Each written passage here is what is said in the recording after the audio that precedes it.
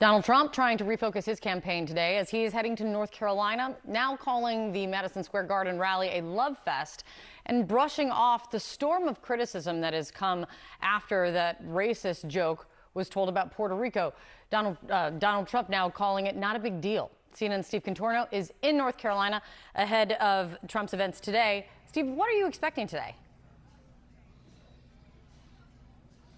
Well, we've seen him over the last couple of days really lean into the immigration rhetoric that has been such a focal point of his campaign. Last night, he also responded to Vice President Harris's speech in a very late night Truth Social post coming at 2:30 a.m. saying, quote, "The speech was terrible, full of lies, and nothing new. Where are the jobs? There are none." Now, I will point out that the unemployment rate is 4.1%, 3.8% actually here in North Carolina, where Trump will be speaking later today. Donald Trump also on social media attempting to seize on President Joe Biden's inarticulate attempts to poke fun at or criticize that joke about Puerto Rico and suggesting that his supporters are garbage. Trump responding by saying, quote, "You can't lead America if you don't love the American people." Now, the Harris campaign and others have pointed out that Trump has called Harris's supporters the enemy of the people. He has said her Jewish supporters should have their heads examined. So clearly, he has a role in some of this rhetoric as well. He also yesterday continued to respond to that joke himself, and we are now, 48 hours afterward. He's still continuing to be forced to answer questions about it. Listen to what he told Sean Hannity last night about his view of what was said. I've had great relationships with Hispanics, but I've had really great relationship with Puerto Rico and people from Puerto Rico. They love, every time I go outside, I see somebody from Puerto Rico. They give me a hug and a kiss. Who this comedian was, I have no idea. You wish he wasn't there? Yeah, I mean, I don't know if it's a big deal or not, but I don't want anybody making nasty jokes or stupid jokes. But probably he shouldn't have been there, yeah. Trump has two stops today, one planned just behind me in Rocky Mount, North Carolina. He will also be in the swing state of Wisconsin in Green Bay later today. Kate? Rocky Mount is a good place. Steve, Trump is looking like he's trying to lay the groundwork already to challenge the outcome of the election in Pennsylvania, the election results in Pennsylvania if he loses, because he's already trying to stoke voter fraud fears where there isn't. What is he telling his supporters, just to put the claim out there, and then what are the facts?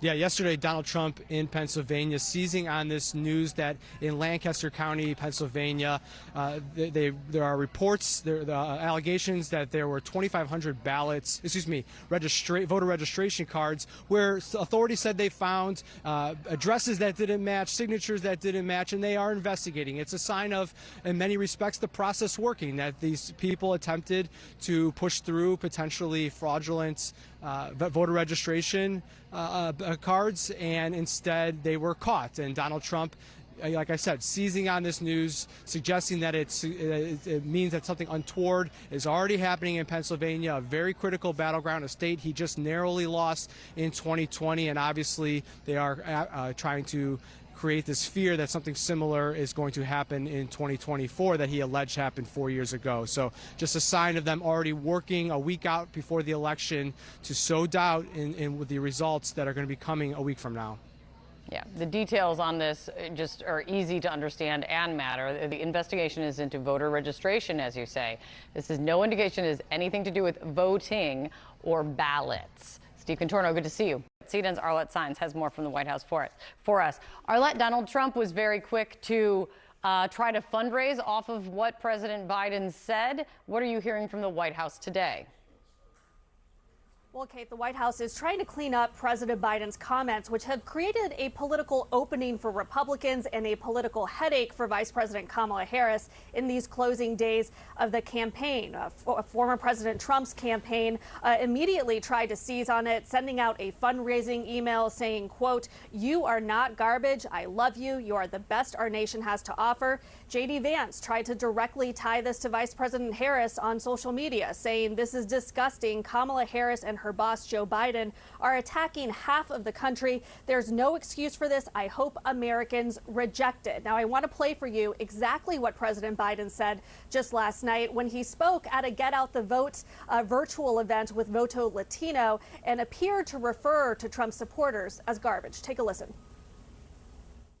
And just the other day, a speaker at his rally called Puerto Rico a floating island of garbage. Well, let me tell you something. I don't know the Puerto Rican that I know, or Puerto Rico where I'm in my home state of Delaware. They're good, decent, honorable people. The only garbage I see floating out there is his supporters. His demonization is seen as unconscionable, and it's un-American. It's totally contrary to everything we've done, everything we've been.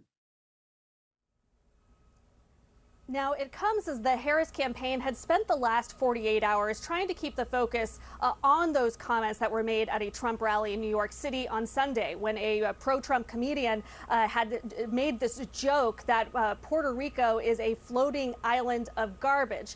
Instead, now they are dealing with President Biden's comments. Now, the White House really quickly tried to clarify this. They even released a transcript last night where they inserted an apostrophe in the word support, saying that he was referencing specifically those comments that were made up in New York. And they took things even further by having President Biden even post on his political account last night, saying, earlier today, I referred to the hateful rhetoric about Puerto Rico spewed by Trump supporter at his Madison Square Garden rally as garbage, which is the only word I can think of to describe it. He added, his demonization of Latinos is unconscionable. That's all I meant to say. The comments at that rally don't reflect who we are as a nation. But there's no question that this creates a real distraction in the closing days of the campaign. It immediately drew some comparisons to Hillary Clinton's remarks back in 2016 when she had referred to Trump supporters as a basket of deplorables. Now, it's unclear